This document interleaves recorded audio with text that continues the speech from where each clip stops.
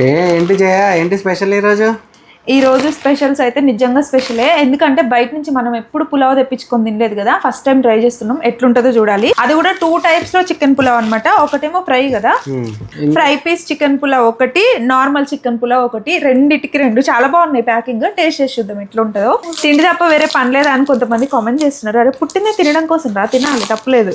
బాక్సులు ఇవి యూజ్ చేసుకోవచ్చు. భలే ఉందబ్బా చూడ్డానికి. దీన్ని ఫస్ట్ టేస్ట్ చేస్తా. దానికంటే ముందు ఫ్రై పీస్ చికెన్ పులావ్ ఒక్క ముక్క కొంచెం అన్నం పెట్టుకొని